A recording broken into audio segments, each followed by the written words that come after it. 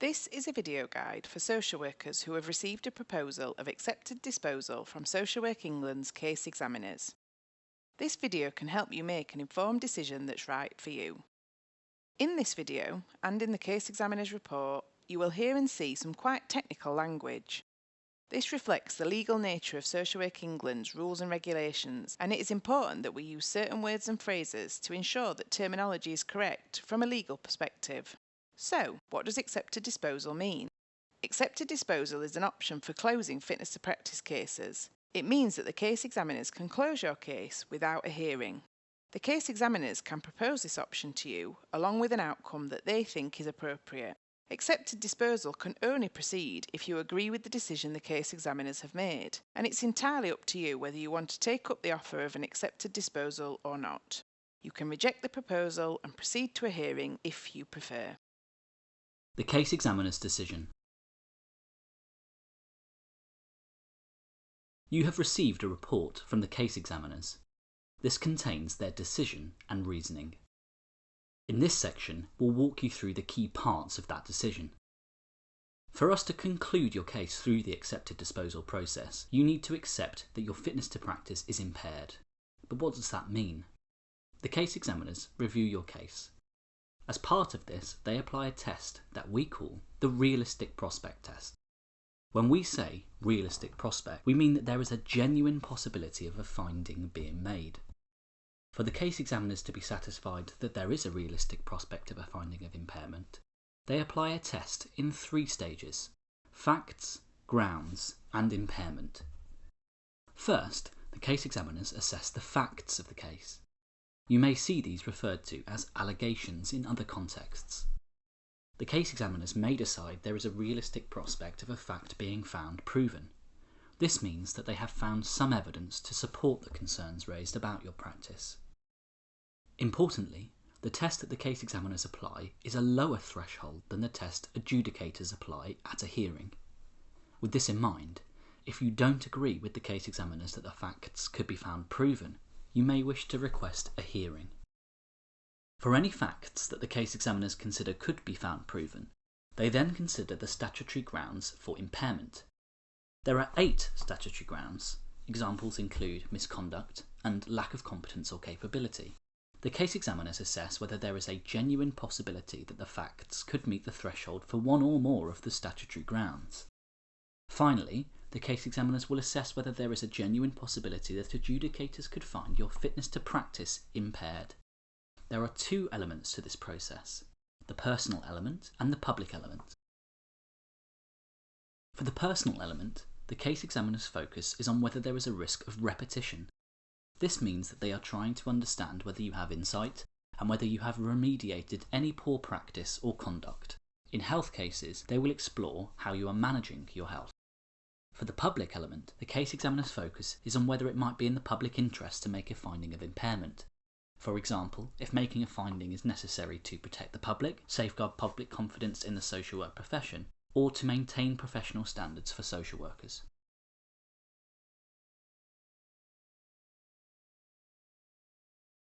If there's a realistic prospect of finding impairment, the case examiners next think about whether a hearing might be necessary in the public interest. The case examiners only offer accepted disposal if they are satisfied that a hearing is not required. Often, the case examiners can resolve a case through accepted disposal and publish the decision on our website. This usually satisfies the public interest. Hearings are a complex process and extend fitness to practice proceedings. This means accepted disposal can offer an earlier resolution. The accepted disposal section of the report will tell you the case examiner's proposed outcome and their reasoning. There are 3 key pieces of information for you to note. 1. The proposed outcome or sanction. 2. The length of time any sanction will remain in place. And 3. The period of time within which you will need to respond to the proposal. The case examiner's decision will explain how they have determined the appropriate sanction. They approach this exercise methodically, starting from the lowest sanction and working up. The decision will also explain the length of time the case examiners think the sanction should be in place. The accepted disposal outcomes the case examiners can propose are no further action, advice, warning order, conditions of practice order, suspension order, or removal order. It's not our role or intention to punish social workers. The case examiners always propose what they consider to be the minimum outcome necessary to protect the public and to serve the wider public interest.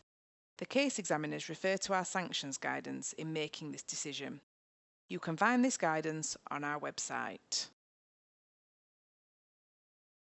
Proposed outcomes. Where accepted disposal has been agreed, the case examiner decision will be published on our website. This means that during the designated period, if somebody were to search for your name on our register, or look for fitness to practice decisions on the website, they would find a link to the case examiner's decision. The first 3 outcomes available to case examiners do not restrict a social worker's right to practice. If the case examiners propose no further action, this means publishing the decision is enough to maintain public confidence. No sanction will be applied. In these cases, the decision will be published on our website for 12 months. Advice means the case examiners will remind you of the professional standards relating to your case. An advice outcome will be published on the website. This will be for either 1, 3, or 5 years depending on the case. In more serious circumstances, the case examiners may issue a warning order. This is a clear sign of disapproval, and a signal that if the behaviour is repeated, you are highly likely to receive a more severe sanction. A warning order will also be published on the website for 1, 3, or 5 years depending on the case. In some cases, the case examiners will decide there needs to be some restriction on your practice. If so, they can propose either a conditions of practice order or a suspension order. A conditions of practice order sets out conditions that you need to comply with. Many of these conditions are standard, meaning we normally use them in all cases. However, you may also find that the case examiners have proposed additional conditions which address the specific circumstances of your case. The case examiners can propose that conditions of practice will stay in place for up to 3 years. A suspension order prohibits you from practicing in England for a set period of time. The case examiners can propose a period of suspension for up to 3 years. The final outcome available to the case examiners is a removal order.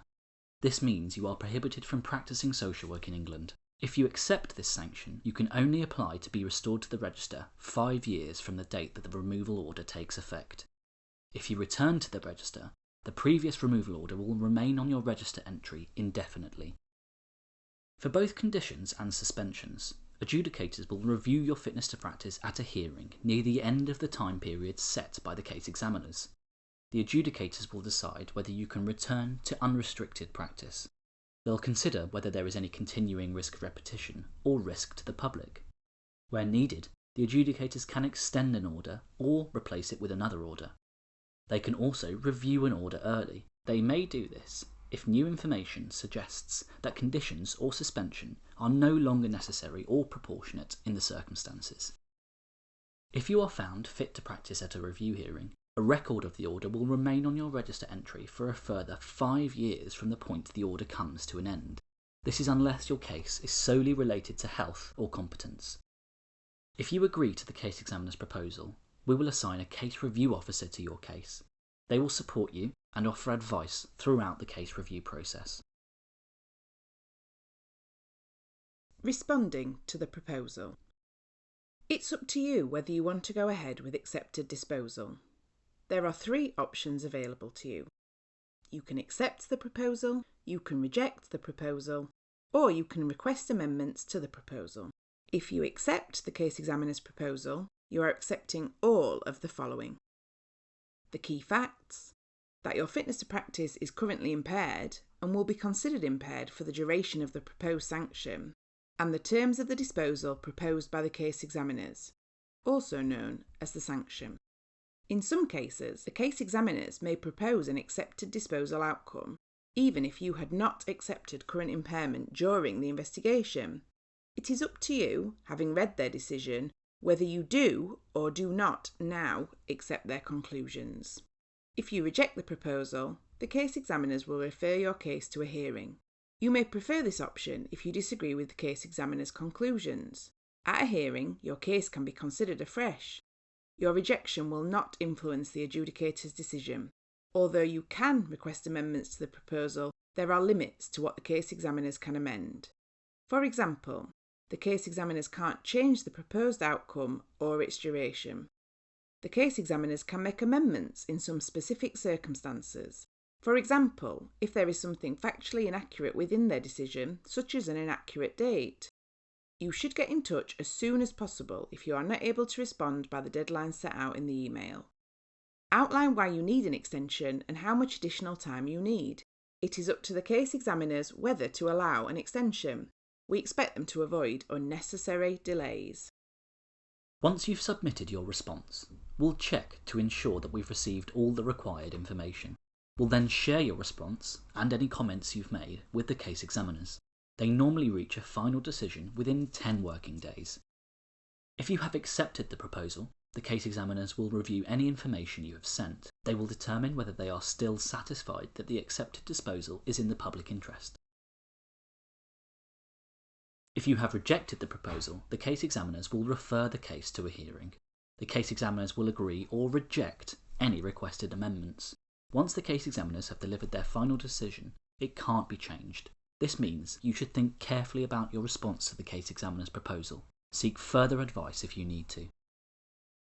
We hope this video has helped you to better understand the accepted disposal process.